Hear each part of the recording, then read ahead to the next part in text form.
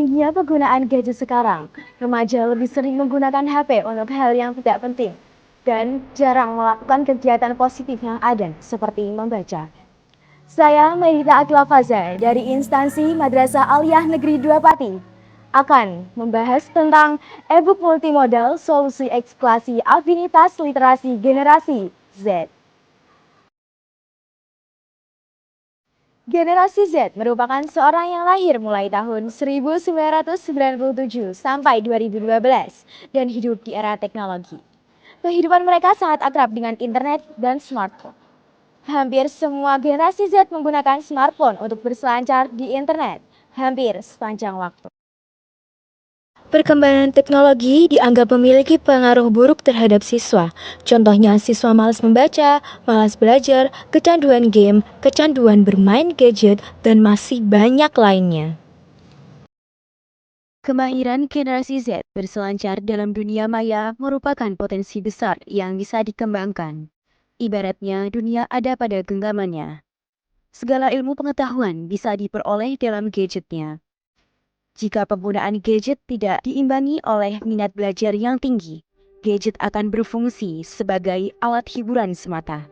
Bahkan kecanduan akan konten yang tidak mendidik akan menjadi masalah yang sukar penanganannya. Berdasarkan catatan Rumah Sakit Jiwa Cisarua, pada bulan Januari hingga Februari 2021, ada 14 anak alami kecanduan gawai yang menjalani rawat jalan. Sementara pada tahun 2020, tentang bulan Januari sampai Desember, total ada 98 anak yang menjalani rawat jalan gara-gara kecanduan gawai. Gadget pada anak-anak dan remaja semakin mengkhawatirkan. Akibatnya, banyak dari anak-anak usia 11 sampai 15 tahun itu terpaksa menjadi pasien di RSJ.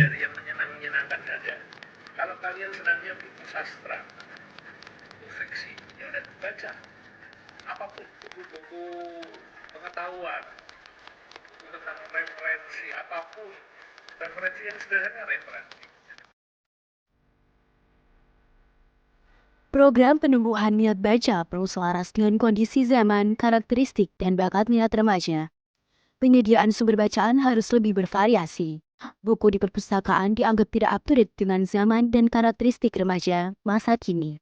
Remaja lebih suka melihat pengetahuan melalui gadget miliknya dan berselancar dalam dunia maya melalui laptop, dibandingkan membaca lembaran buku di perpustakaan. Akibatnya, perpustakaan sekolah sepi pengunjung.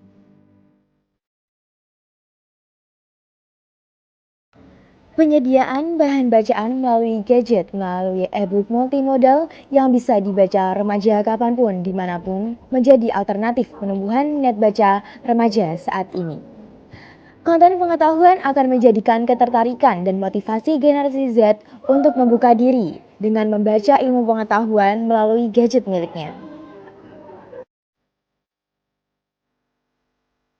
Kebiasaan membaca buku digital, meskipun sebelumnya sudah sering kita lakukan, tapi ternyata di pandemi ini justru meningkat.